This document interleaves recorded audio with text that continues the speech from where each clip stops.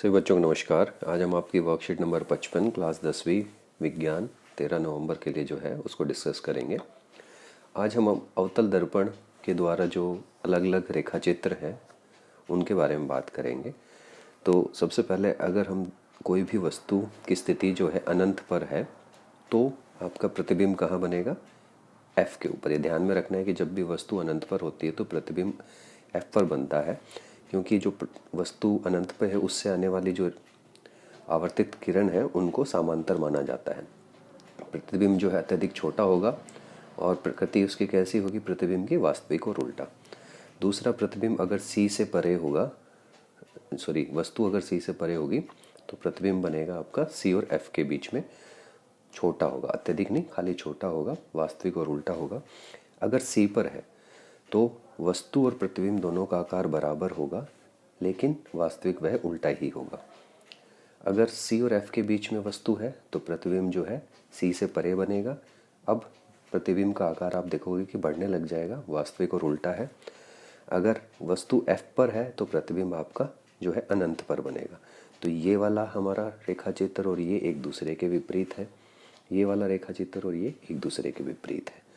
आखिरी में अगर हमारी वस्तु पोल, ध्रुव और फोकस के बीच में है तो प्रतिबिंब दर्पण के पीछे बनेगा, बड़ा होगा आकार में और आभासी और सीधा होगा। उत्तल दर्पण में सिर्फ दो ही अवस्थाएं होती हैं। अगर अनंत पर है तो प्रतिबिंब फोकस पे बनेगा, और अनंत से आपके ध्रुव के बीच में कहीं पर भी है तो प्रतिबिंब जो है आपके ध्रुव और फोकस के बीच में बनता है।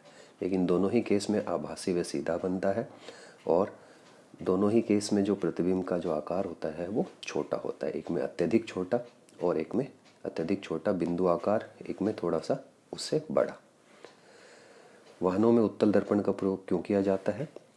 तो इसमें आप यहाँ से इसका उत्तर लिखेंगे कि उत्तल दर्पणों को इसलिए प्राथमिकता दी जाती है क्योंकि वो सदैव सीधा तथा छोटा प्रतिबिंब बनाते हैं और ड्राइवर को अपने पीछे के बहुत बड़े क्षेत्र को देखने में समर्थ बनाते हैं। तो यहाँ से आप उत्तर 1 लिखेंगे इसका।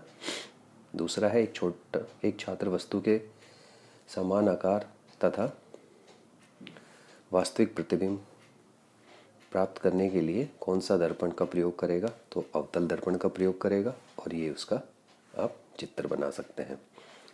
जब C के ऊपर होता है तो बराबर बनता है आपको वस्तु और प्रतिबिंब। तीसरा है कि अवतल दर्पण की फोकस दूरी ज्ञात करने के लिए क्रियाकलाप लिखो। तो आप जो है इसके अंदर ये लिखा सकते हैं कि अपने हाथ में एक अवतल दर्पण पकड़े और प्रत्यक्ष सूर्य की दिशा में इसकी सतह को दर्शाती है।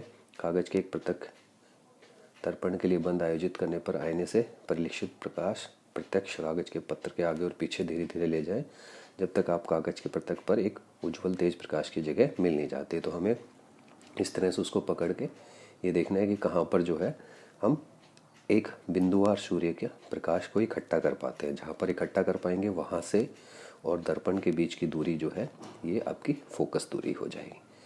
तो इस तरह से आप इसको क्रियाकलाप को लिख सकते हैं और ये चित्र बना सकते हैं। उम्मीद करते हैं वर्कशीट पसंद आई होगी। देखने के लिए धन्यवाद।